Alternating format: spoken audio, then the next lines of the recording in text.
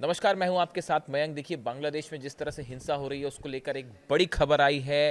रूस की तरफ से बांग्लादेश को लेकर बड़ा बयान आया है।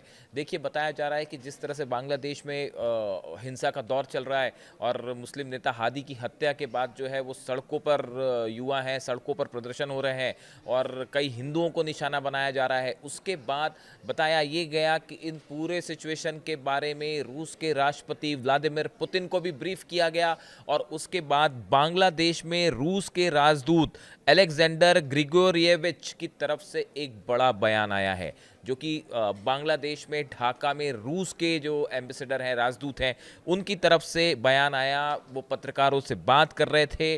उन्होंने बांग्लादेश को सलाह दी है कि फौरन भारत के साथ संबंधों में जो तनाव आया है उसको दूर करें। उन्होंने कहा बांग्लादेश जितनी जल्दी भारत के साथ तनाव कम करेगा उतना ही बेहतर है। उन्होंने ये भी कहा कि बांग्लादेश में जिस तरह से अल्पसंख्यकों को निशाना बनाया जा रहा है, यानी वहाँ पे हिंदुओं को निशाना बनाया जा रहा है, हिंसा हो रही है, इस पर फौरन रोक लगनी चाहिए। तीसरी बड़ी बात उन्होंने कहा कि भारत के साथ बांग्लादेश के अगर संबंध अच्छे नहीं होंगे तो इसका प्रभाव जो है पूरे दक्षिण एशिया पर पड़ेगा।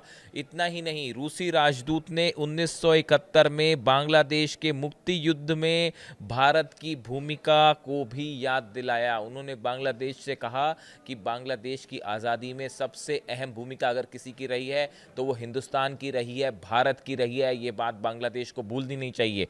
उन्होंने कहा कि 1971 में बांग्लादेश को आज़ादी मुख्य रूप से भारत की मदद से मिली थी और रूस ने भी इसका समर्थन किया था। यानी उन्होंने बांग्लादेश को उसकी हिस्ट्री याद दिलाई है और ये कहा है कि जिस तरह से बांग्लादेश को आज़ादी मिली वो भारत की कोशिशों से मिली और रूस ने भी इस पूरी मुहिम में जो है भारत की मदद की थी। इस तरह का बयान रूस की तरफ से आया है। यानी जो हिंसा का दौर बांग्लादेश में चल रहा है उसकी तरफ, उसको लेकर रूस की तरफ से अपना स्टैंड साफ किया गया है और एक प्रकार से बड़ी वार्निंग बांग्लादेश को दी गई है कि फौरन हालात को सामान्य करिए। वहाँ जो हिंदुओं पर हमला हो रहा है उन्हें रोकिए, लॉ एंड ऑर्डर मेंटेन करिए।